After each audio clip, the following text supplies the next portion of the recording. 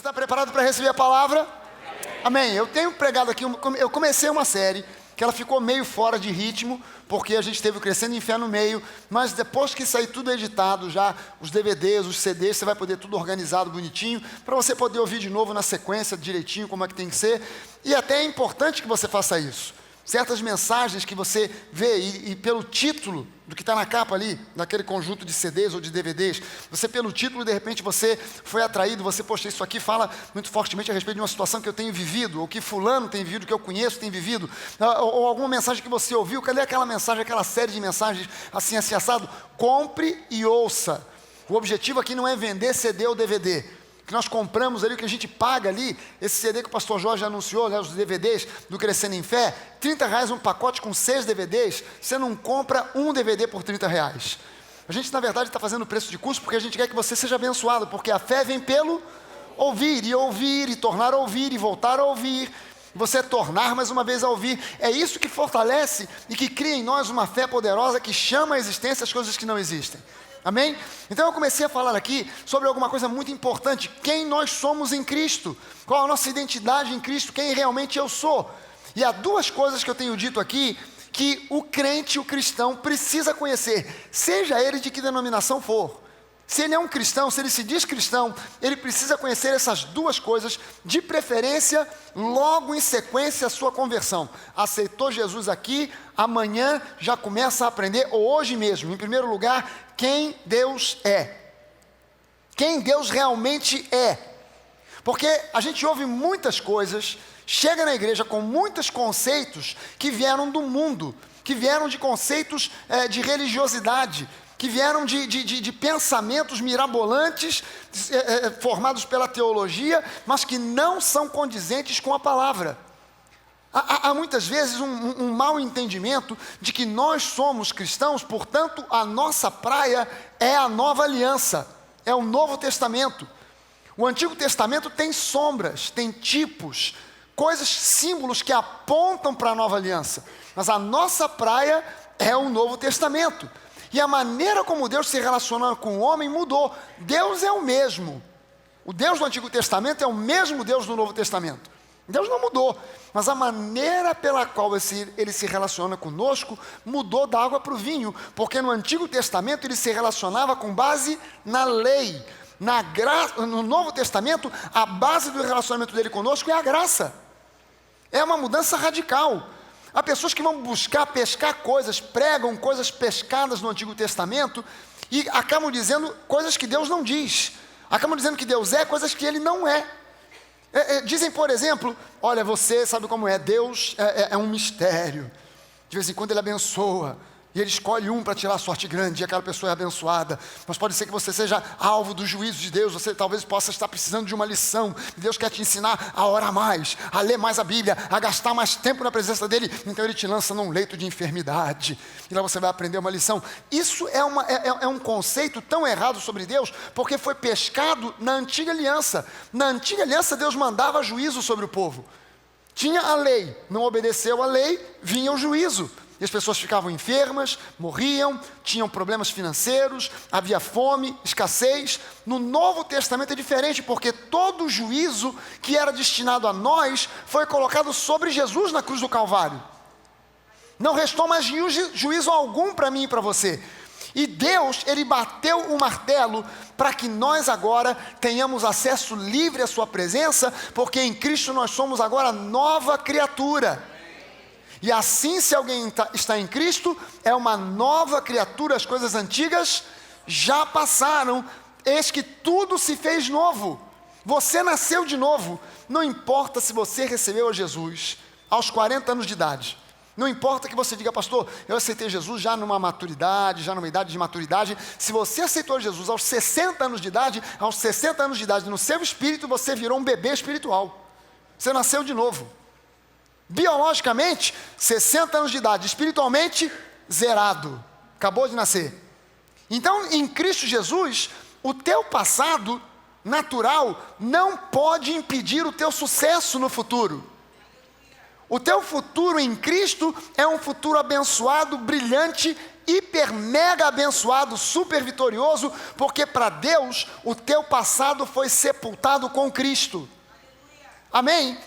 E você precisa se conscientizar disso, conhecer quem Deus é. Deus, no Antigo Testamento, ele se relacionava com o homem de um modo. Hoje, ele se relaciona de outro. E no Antigo Testamento já revelava por sombras, tipos e símbolos quem ele era. Ele se apresenta ao homem como o nosso Jeová Jirê, o Deus que provê tudo o que nós precisamos. Ele se apresenta como Jeová Rafá, o Deus que nos cura. Ele se apresenta como o nosso Jeová Tzidkenu, o Deus que é a nossa justiça. O nosso Jeová Shammah, o Deus que está sempre presente. São nomes que revelam a personalidade, o caráter de Deus. Ele é o mesmo, mas a maneira como ele se relaciona conosco mudou, porque nós estamos agora na nova aliança e o que prevalece sobre a nossa vida é a graça. Amém? Eu sei que há pessoas até que reclamam disso, na igreja do Fragalha, só fé e graça, graça e fé, fé e graça, graça e fé. Mas não tem outra coisa. Há pessoas tentando às vezes adaptar a Bíblia ao seu modo de pensar. Não, mas eu penso assim, eu acredito que Deus de vez em quando manda um juízo sobre você, para você aprender uma lição. Então eu vou buscar na Bíblia um jeito de fazer com que a Bíblia se adeque a mim. Mas a maneira honesta de eu abordar a Bíblia é eu ir à Bíblia com a opinião que eu tenha, mas ceder a palavra, me render à palavra. Não, eu vou mudar de opinião, porque eu pensava assim, mas agora eu vi na Bíblia, então agora eu penso assado. Porque a Bíblia assim o diz. E você é aquilo que a Bíblia diz que você é. Você pode aquilo que a Bíblia diz que você pode. Você possui aquilo que a Bíblia diz que você possui. Então a segunda coisa que eu preciso conhecer é quem eu sou em Cristo. Quem eu sou em Cristo. E em Cristo as coisas antigas já passaram. Diga isso, o meu passado não pode impedir o sucesso do meu futuro. Ainda que você diga, pastor, eu acho que eu semeei muita coisa ruim na minha vida. A lei do semear e colher, não tem remédio, eu semeei muita coisa ruim, por isso que hoje eu estou sofrendo, eu estou pagando o preço. Entenda que em Cristo Jesus, quando você nasce de novo, Jesus, ele aborta a má colheita que viria em função da má semeadura que você fez lá atrás. Porque ele olha para você e vê uma nova criatura. Quem já visitou uma mulher que deu à luz na maternidade? Só nós 4? Peraí, quem é que já visitou alguma vez? Ok, agora sim. Se você por um acaso chegou no quarto, na hora em que o bebê não estava lá, junto com a mãe, você provavelmente fez uma visita no berçário, não foi isso? Vai lá naquele janelão de vidro, tem aquela montoeira de criança no bercinho, você chega lá e começa a procurar. Quem foi que nasceu? Cadê a criança? É um menino. Qual é o nome? Alexandre. Está lá no bercinho escrito lá, Alexandre. Olha, é aquele ali, está ali, ó. Olha lá, bonitinho, olha que bonitinho. É a cara da mãe, não, é a cara do pai. E está todo mundo ali que está vendo aquele ali, todo mundo está ali fazendo algum comentário. Olha só que gracinha. A filha da minha prima que acabou de nascer. A filha da minha irmã, meu sobrinho, acabou de nascer. Cada um faz um comentário, parece com a mãe, parece com o pai. Se puxar a mãe, vai ser, a família da mãe tem todos os pendores de artista, é músico, é pintor, é ator, mas a família do pai é diferente. A família do pai é um pessoal mais caído para a área de exatas, é um pessoal que é arquiteto, é engenheiro, é matemático, mas quem será que ele vai puxar, o pai ou a mãe? Você ouve esse tipo de comentário falando sobre o futuro da criança, mas eu garanto para você que na frente de um berçário você nunca, jamais ouviu um comentário desse tipo. Tá vendo aquele ali, ó, aquele ali no meio? Aquele no meio ali, enrolado naquele paninho verde. Isso, é aquele ali, com aquela bochechinha rosa. Não se deixe enganar por aquelas bochechas rosadas. Aquilo ali não vale nada.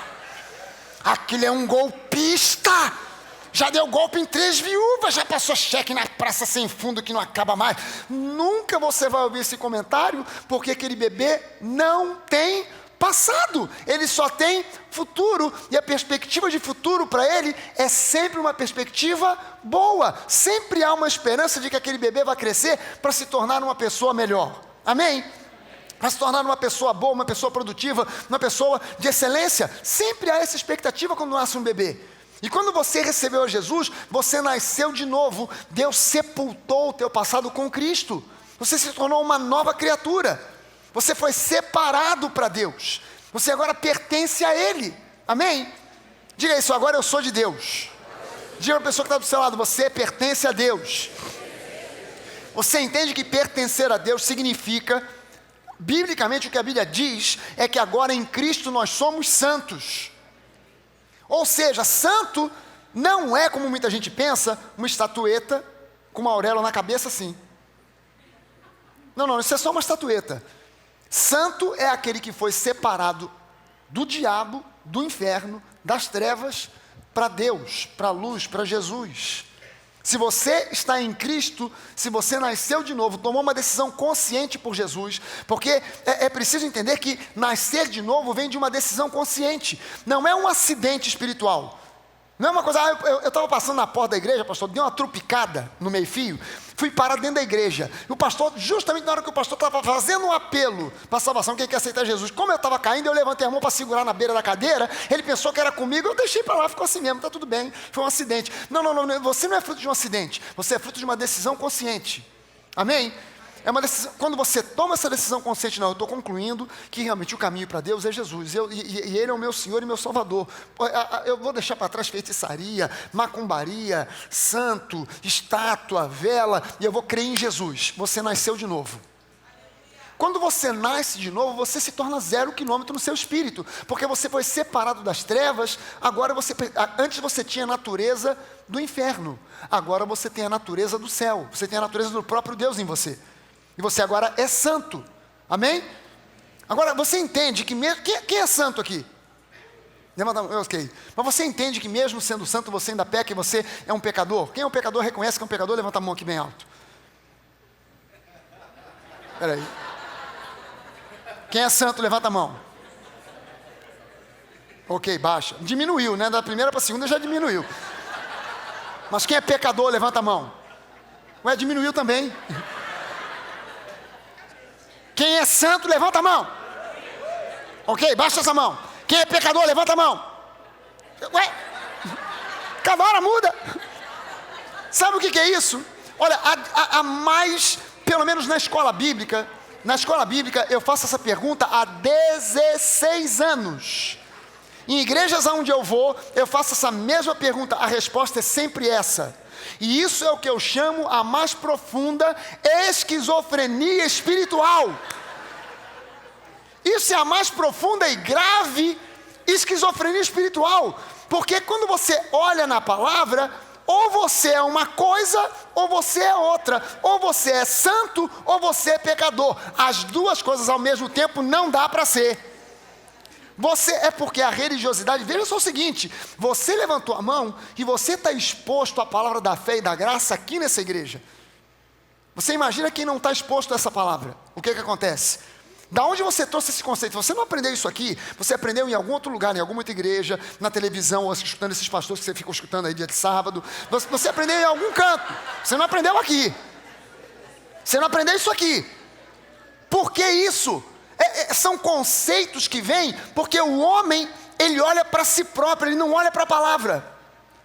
Então ele olhando para si próprio, olhando para a humanidade, para as igrejas, ele conclui: somos apenas um bando de pobres, miseráveis pecadores, salvos pela graça. Alto lá, nós éramos pobres, miseráveis pecadores, porém agora somos salvos pela graça. Nós estávamos nas trevas, agora nós estamos na luz. Nós tínhamos o espírito do mundo em nós, agora nós temos o espírito de Deus. Muitos de nós talvez tivessem espíritos demoníacos, hoje nós somos a habitação do Espírito Santo. E que eu saiba, o Espírito Santo não compartilha a casa com o demônio. Ou você acha que o Espírito Santo fez um puxadinho para morar num canto e os demônios estão aí na sua vida? Não, você é santo, você tem a natureza do próprio Deus. Você falha, você erra, você peca, mas você já não é um pecador. Um pecador, ele não é definido por aquilo que ele faz, ele é definido por aquilo que ele é. É uma natureza, não são atos. Não é o fato de pecar que faz de alguém um pecador, é o fato de ser o que ele é, ter a natureza que ele tem. Porque um pecador pode ser inclusive uma pessoa que não faz nada para ninguém, nada de mal. É o famoso pastel. O fulano é um pastel, aquele ali não faz nada. Ele não faz nem nada de bom, mas também não faz nada de ruim. O cara não xinga, não agride. Você pode dar um tapa na cara dele? É um pastel. Mas ele ainda assim é um pecador, precisa de Jesus. Amém? Nós temos uma nova natureza, nós nascemos de novo.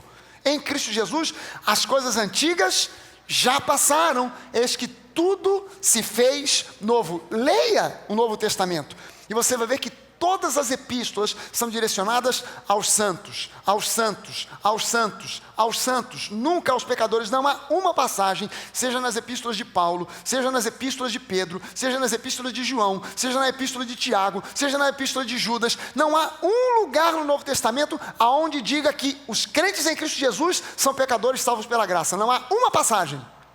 Eu desafio você a encontrar. Se você encontrar, eu como a minha Bíblia, página por página, incluindo a capa de couro, que é couro de jacaré. Vai demorar um pouquinho, mas desce, com água vai. Procure e você não vai achar. Você vai encontrar o apóstolo Paulo dizendo: vocês aí têm um problema sério, mas vocês são santos. A igreja de Corinto, vocês têm aí problemas sérios, mas vocês são, lembrem-se, vocês são santos. Vocês querem resolver os problemas de vocês? Lembrem-se quem vocês são em Cristo. Andem de modo digno do chamado de vocês, porque vocês já não são mais pecadores. Quando eu creio que eu sou um pecador, eu vou andar de modo indigno da minha chamada em Cristo Jesus. Quando eu entendo quem eu sou em Cristo, isso me levanta a cabeça, me enche o peito e faz com que eu possa vencer aquilo que o diabo vem trazer sobre a minha vida. Amém? E a gente começou a pregar aqui sobre descobrindo quem nós somos em Cristo.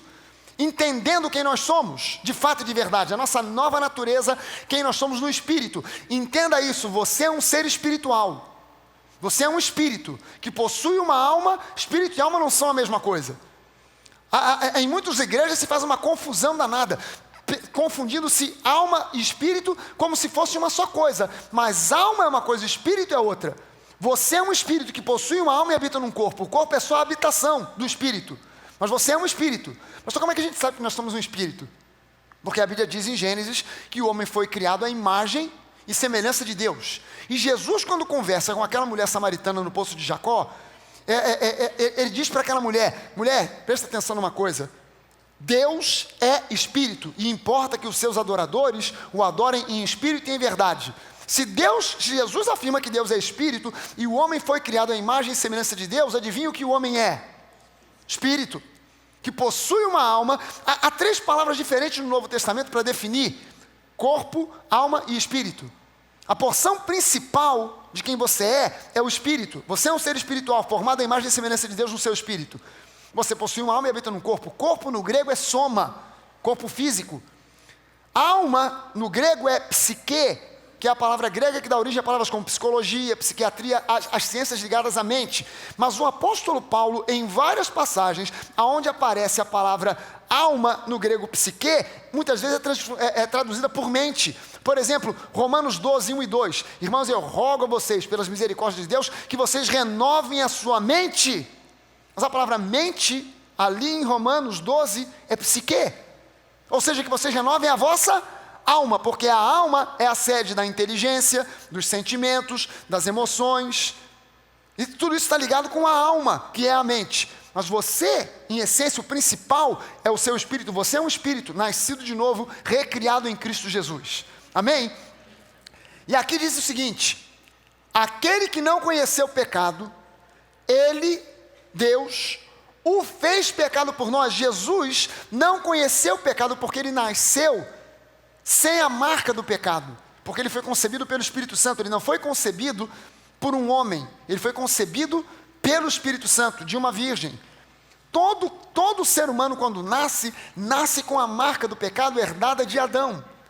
Mas Jesus nasceu de uma maneira diferente. Ele foi gerado pelo Espírito Santo, não por um homem. Então ele nasceu sem a marca do pecado, mas com a possibilidade de vir a pecar, porque ele abriu mão dos seus privilégios divinos.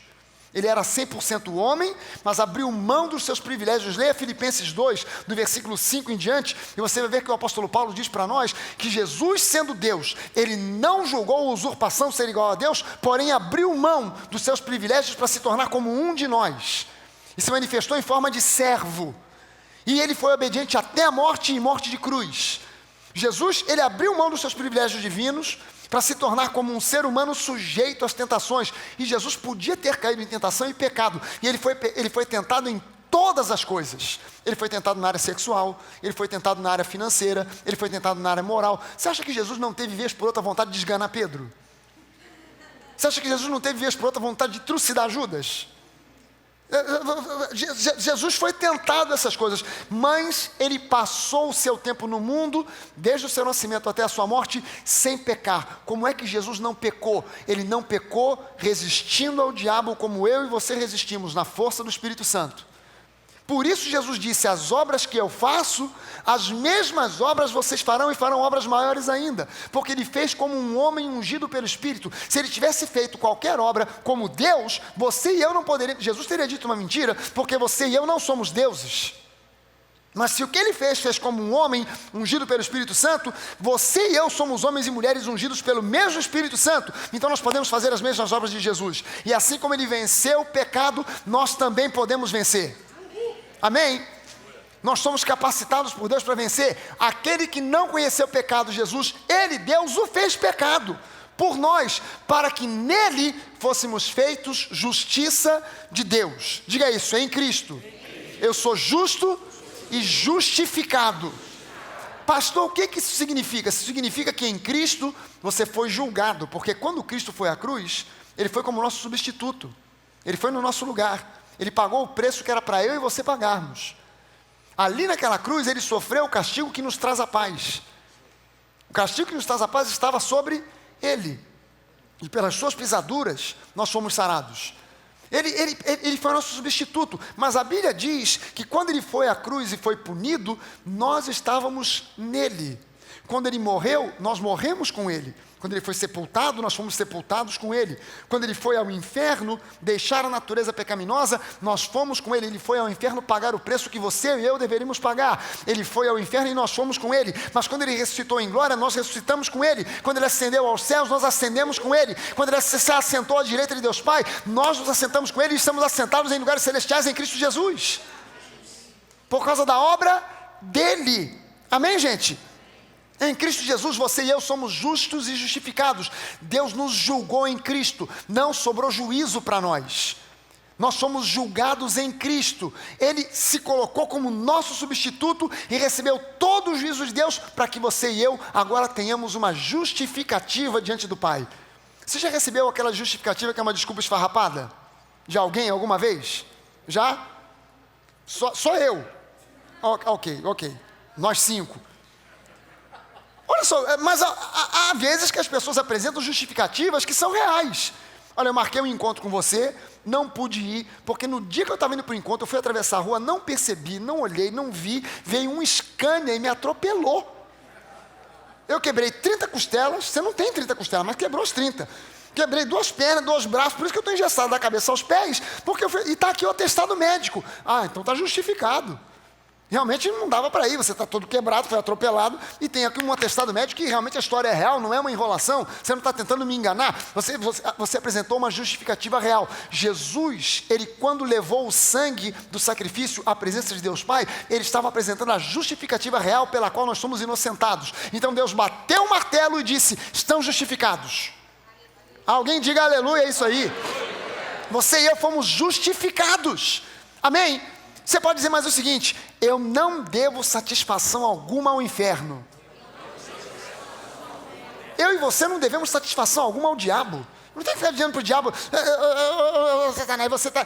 Quando o diabo vier te perturbar com algum tipo de pensamento, que você não presta, que você não vale nada, que você não é ninguém, que você não consegue, que você não pode, responda a ele em alta classe. Fala com ele em inglês, que é para já.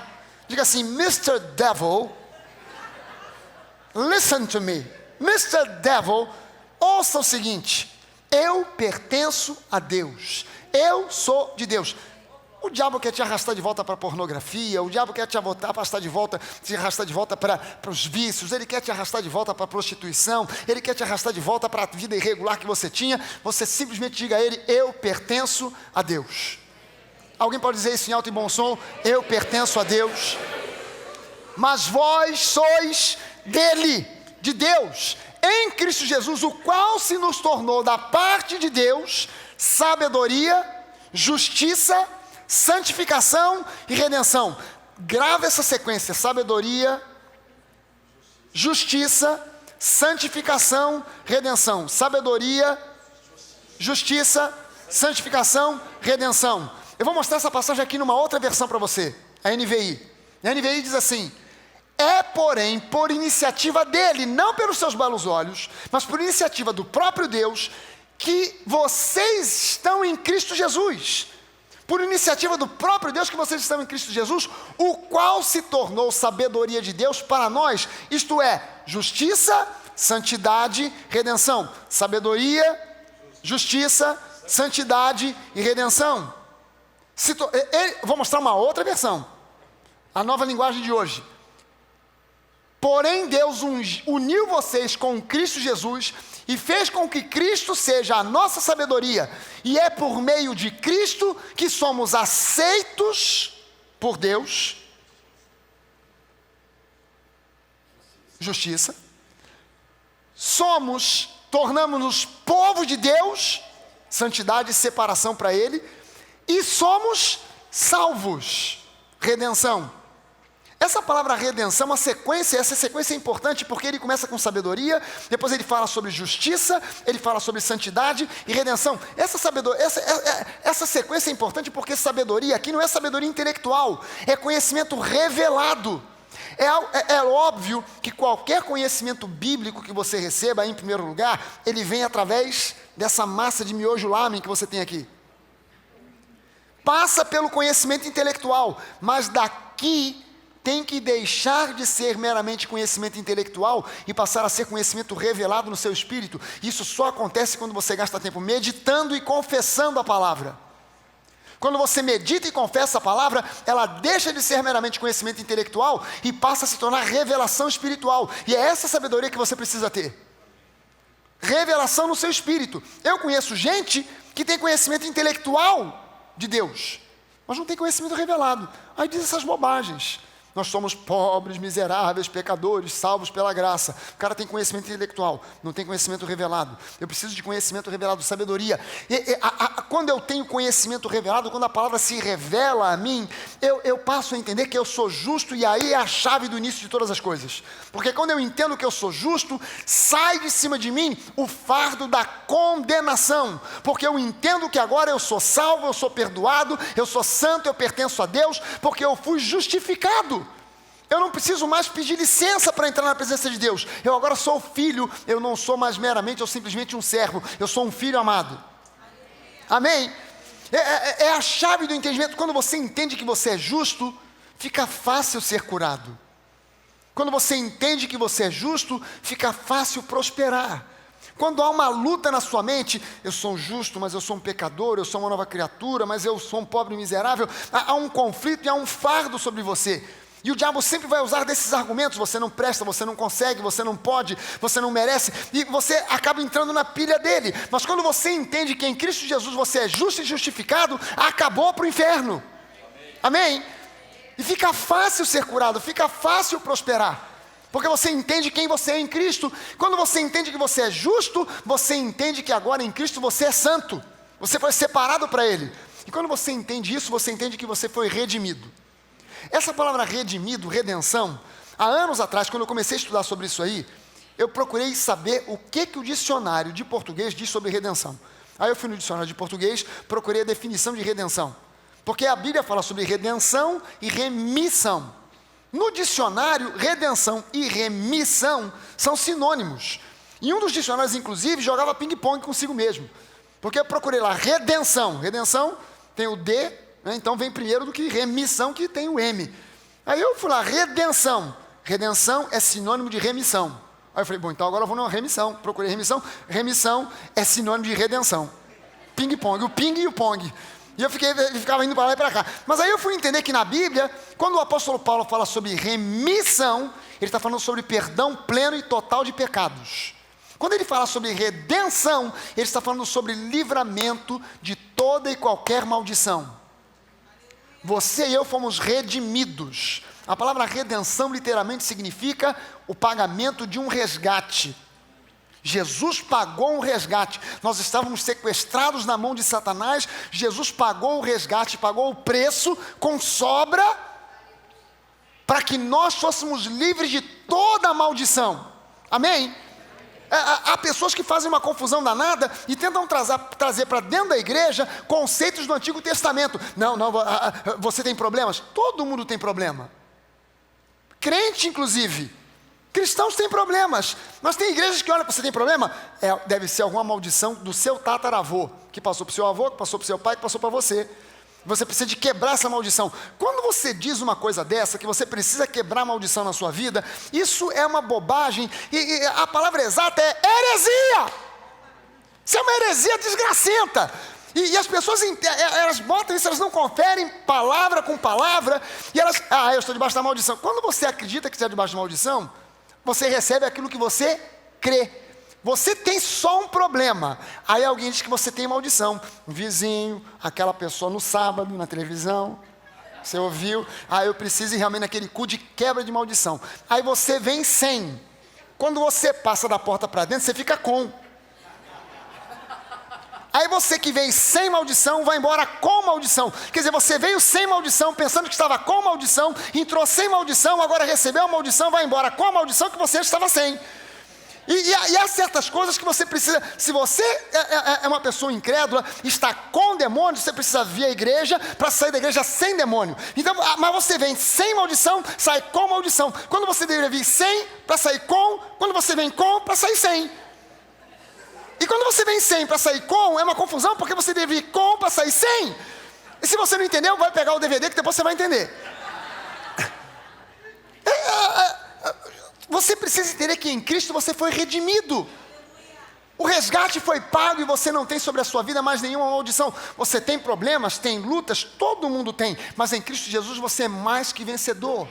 Dizer que sobre a sua vida, a vida de um cristão, existe alguma maldição, é negar o trabalho de Jesus na cruz. É negar o sangue de Jesus. É dizer que o trabalho dele na cruz foi insuficiente, incompleto. E se tem uma heresia maior do que essa, por favor me apresente, que eu vou dar o prêmio Nobel da heresia para a pessoa. Se é que isso pode existir. Dê uma olhada comigo aqui nesse texto de Deuteronômio, capítulo 28. Deuteronômio 28 é um texto que fala sobre a maldição, as bênçãos e a maldição da lei.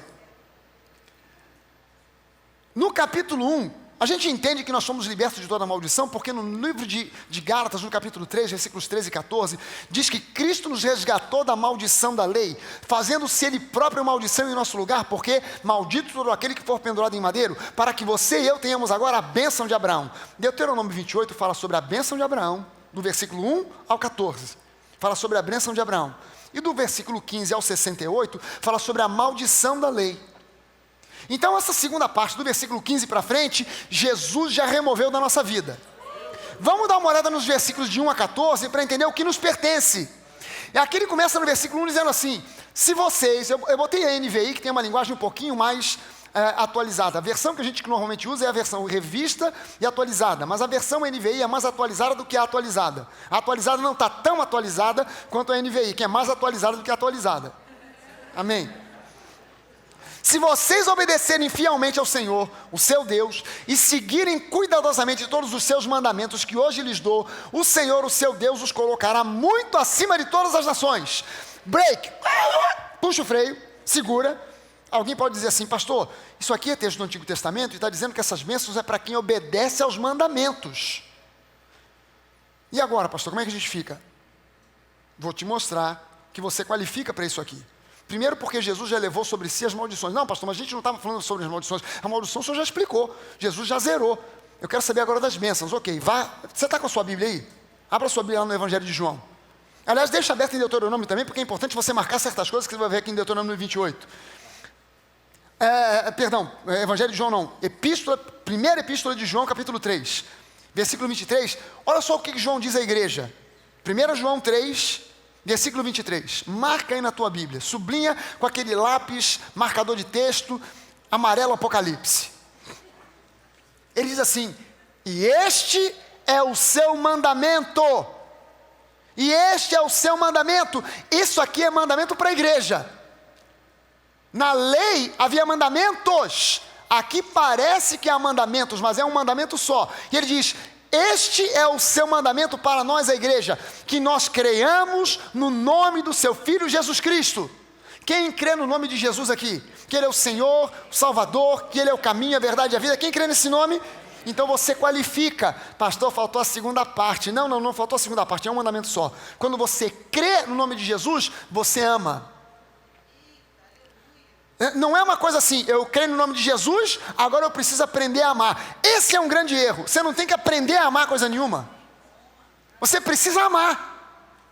Não é aprender a amar. Quando a igreja diz em aprender a amar, ela não está fundamentando esse amor na palavra, mas na psicologia. E o amor humano é um amor extremamente falho e limitado.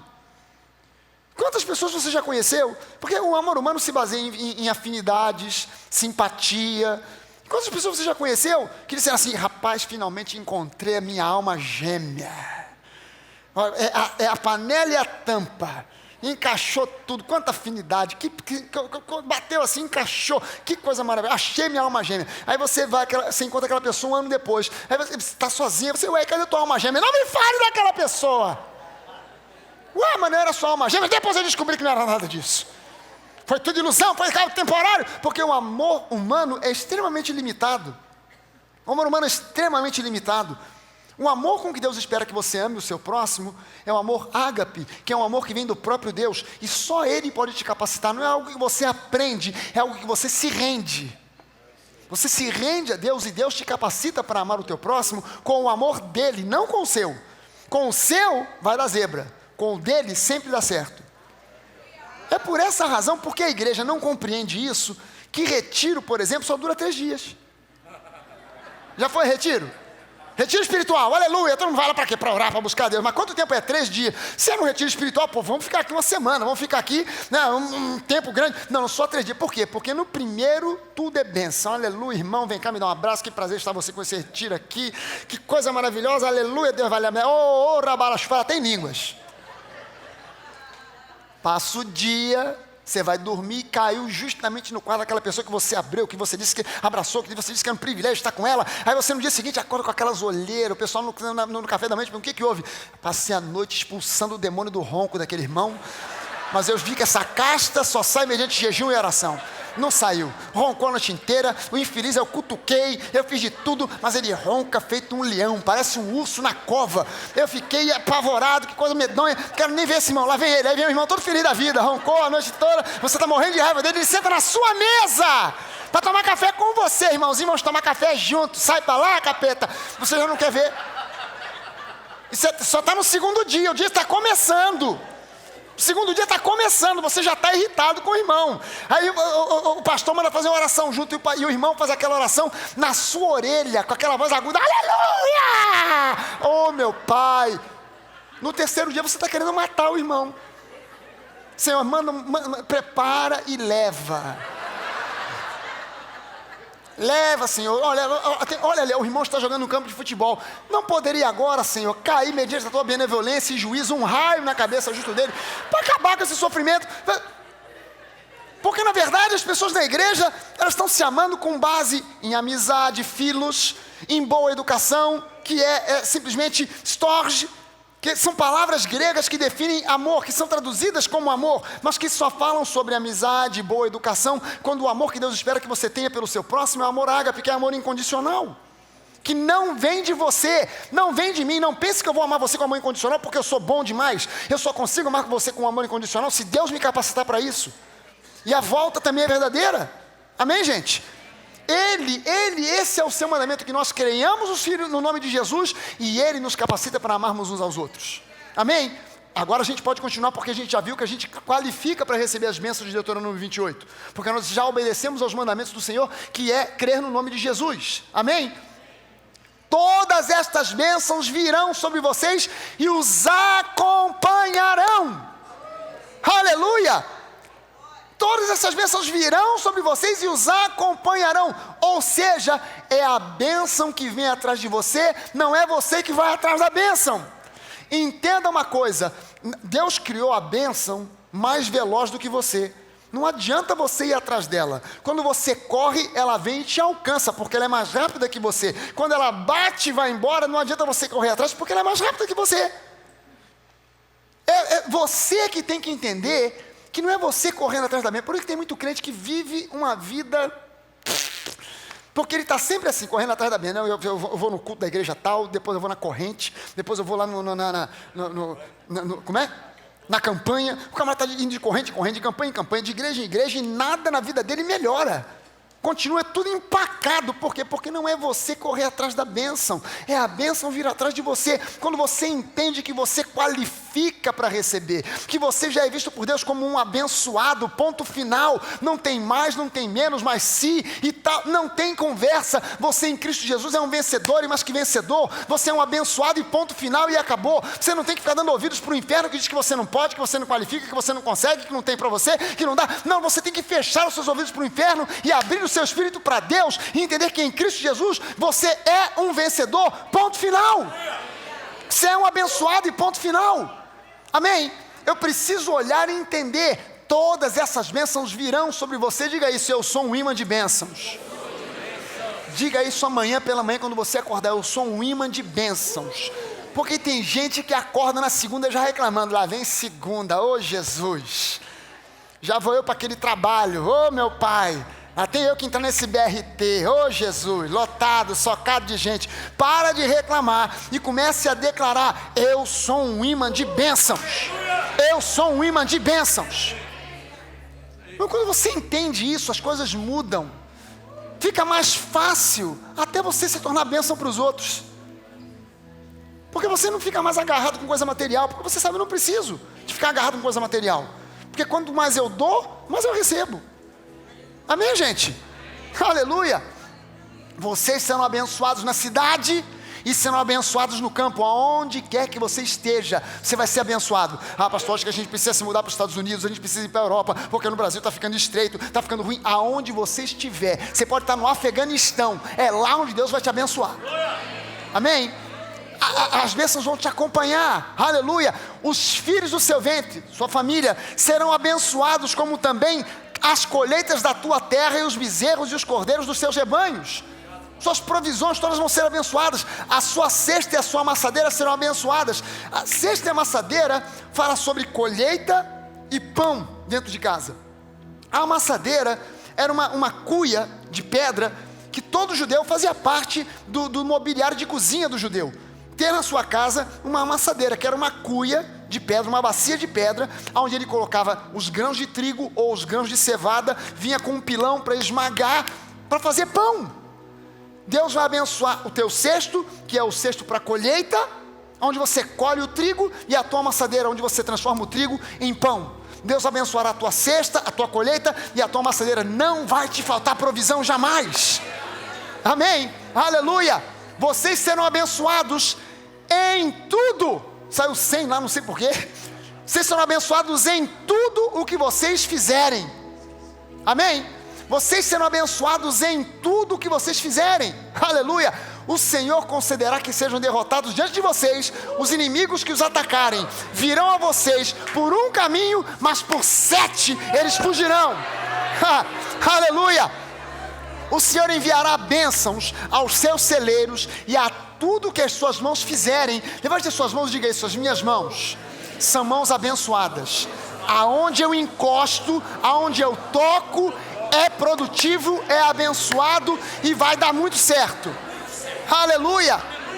Meu irmão, você entende que na Bíblia mão é símbolo de trabalho?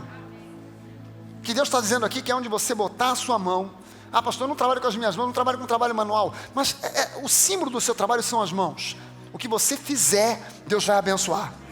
Aleluia, seja lá qual for o seu trabalho, o Senhor enviará bênçãos aos seus celeiros e a tudo que as suas mãos fizerem. O Senhor, o seu Deus, os abençoará na terra que lhes dá.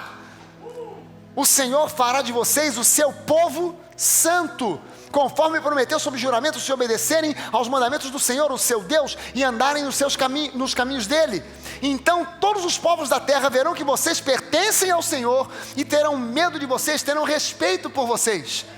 Você passará a ser uma pessoa respeitada, valorizada. Amém? O Senhor lhes concederá grande prosperidade no fruto do seu ventre, sua família, nas crias dos seus animais, nas suas colheitas, na sua terra, nessa terra que ele jurou aos seus antepassados que daria a vocês. Versículo 12. Agora marca, se você está com a sua Bíblia aberta em Deuteronômio, marca esse versículo 12. Porque esse versículo 12 tem uma chave de entendimento aqui, de revelação tremenda. Aqui no versículo 12, eu coloquei uns asteriscos ali, porque o nosso computador aqui não tem a fonte de hebraico. Então eu coloquei em hebraico no meu computador. Quando veio para o computador da igreja, o computador da igreja se transformou em letras latinas. Agora, deixa eu mostrar para você uma coisa interessante. Existem certos códigos na Bíblia, no hebraico, que a gente não vê no português. Mas quando você começa a aprender hebraico e ler a Bíblia em hebraico, você começa a identificar alguns códigos que Deus coloca ali na língua hebraica, apontando, revelando Jesus, lá na frente, no Novo Testamento. Um desses códigos são duas letras, Aleph, Tav, a primeira e a última letra do alfabeto hebraico. Jesus, quando ele aparece para João no livro do Apocalipse, lembre-se que Jesus era um judeu, falando para João que era outro judeu. Então, muito provavelmente, o livro do Apocalipse originalmente foi escrito em hebraico e depois traduzido para o grego. Hoje, por exemplo, a gente sabe que o livro de Mateus originalmente foi escrito em hebraico e depois foi traduzido para o grego. Todos os papiros que a gente conhece do Novo Testamento estão em grego, mas provavelmente o livro de Mateus foi escrito em hebraico, assim como o livro de Apocalipse foi escrito em hebraico e depois traduzido para o grego. Jesus, um judeu, falando com João, um outro judeu, eu duvido que ele tenha dito para João: João, eu sou o alfa e o ômega, porque alfa e ômega são a primeira e a última letra do alfabeto grego. O que provavelmente Jesus disse para João foi: João, eu sou o princípio e o fim, o primeiro e o último, o Aleph e o Tav. Quem é judeu e conhece o hebraico, quando ele disse isso para João, João, caramba, agora eu estou entendendo por que aparece tanto dessas duas letras no Antigo Testamento. O Aleph e Tav é a marca registrada de Jesus, é um código que fala de Jesus. Ele é o Aleph e o Tav, ele é o Aleph e o Tav, ele é o princípio e o fim, ele é o Senhor de todas as coisas. Amém, gente? Agora dá uma olhada nisso aqui. Há certas letras, quando você junta duas letras no hebraico, você às vezes consegue formar certas palavras. Aleph Tav não forma nada, não tem tradução, por isso que não aparece no português, porque Aleph Tav não significa nada, é apenas um código. Se você junta duas letras, por exemplo, se você juntar a primeira e a segunda letra do alfabeto hebraico, Aleph e Bet, você tem a palavra Ab. Ab é a palavra Abba, que significa pai. Por exemplo, o nome é Abraão, Aleph, Bet, Abraão, pai de muitas nações. Mas Aleph Tav não significa nada, a não ser que você entenda que Jesus é o Aleph e o Tav, é o princípio e o fim. E aqui em Deuteronômio 28, 12, aparece Aleph Tav 3 vezes. É um código que está salpicado em todo o Antigo Testamento, mas aqui ele aparece 3 vezes. Ele diz assim: o Senhor, Aleph Tav. Quem é o Senhor que te abençoará? Aleph Tav, Jesus, o princípio e o fim. O Senhor Jesus te abrirá o seu bom tesouro, Aleph Tav. Quem é o tesouro do céu que vai ser revelado a você? Jesus. Jesus é o maior tesouro do céu que se revela a você, para que você prospere, para que você tenha saúde, para que você tenha uma família abençoada. Quando Jesus se revela a você, você não precisa de mais dinheiro, você precisa de mais revelação de quem Jesus é. O Senhor Jesus, Aleph Tav, te abrirá o seu bom tesouro, Jesus, Aleph Tav, o céu, para dar chuva à tua terra no seu tempo, para abençoar, Aleph Tav. Quem é que vai te abençoar todas as obras das tuas mãos? Jesus, o Aleph e o Tav, o princípio e o fim. Aleluia! Ele vai abençoar as obras das tuas mãos, e com isso você emprestará a muitas gentes, porém tu não tomarás emprestado. Entenda aqui uma coisa: não é pecado ou errado você pegar dinheiro emprestado. Você vai comprar um carro que custa 100 mil reais, você não tem todo o dinheiro para pagar, você vai no banco, faz um financiamento, você está tomando um empréstimo que você vai pagar mês a mês. Não é disso que a Bíblia está falando. Quando Deus diz que você não vai ficar mais pegando emprestado, mas emprestará, é aquele tipo de pessoa que está toda hora encalacrada com o empréstimo, porque pega de um para pagar o outro, depois pega de um terceiro para pagar o segundo, e está sempre toda encalacrada com dívidas e dívidas e dívidas. O tempo de dívidas na tua vida acabou. O tempo de dívidas na tua vida acabou. Mas você precisa entender isso e confessar isso, declarar isso: o tempo de dívidas na minha vida acabou. Levante uma das suas mãos e diga isso: o tempo de dívidas na minha vida acabou. O Senhor dos céus vai abrir as janelas dos céus para me abençoar com bênçãos sem medida. Aleluia! Não é por outro motivo que o apóstolo Paulo escreve para a igreja de Efésios dizendo: eu oro para que vocês recebam revelação plena do poder de Deus, do amor de Deus, da largura, da altura, da profundidade, da dimensão plena do amor de Deus e do poder de Deus por vocês. Porque quanto mais revelação de Jesus você tem, mais cura, mais prosperidade, mais família abençoada, mais de tudo que você necessita. Porque o Senhor é bom demais. Aleluia! O Senhor fará de vocês a cabeça das nações e não a cauda. Aleluia! Se obedecerem aos seus mandamentos, aos mandamentos do Senhor, o seu Deus, que hoje lhes dou, e os seguirem cuidadosamente, vocês estarão sempre por cima e nunca por baixo. Aleluia!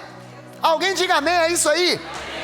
Não se desviem nem para a direita nem para a esquerda. Esqueçam outros deuses, esqueçam santos, imagens, velas, esqueçam a vocês mesmos, foquem em Jesus, recorram a Jesus, falem com Ele e Ele vai abrir as janelas dos céus e derramar sobre você bênçãos sem medida. Não se desvie nem para a direita nem para a esquerda. O diabo vai te sugerir: vai na cartomante, vai no centro espírita, vai no centro de macumba, vai no centro de feitiçaria, lá tem uma resposta, tem um resultado. Não te desvie nem para a direita, nem para a esquerda. Fica firmado em Jesus e Ele vai te abençoar. Ele vai te abençoar.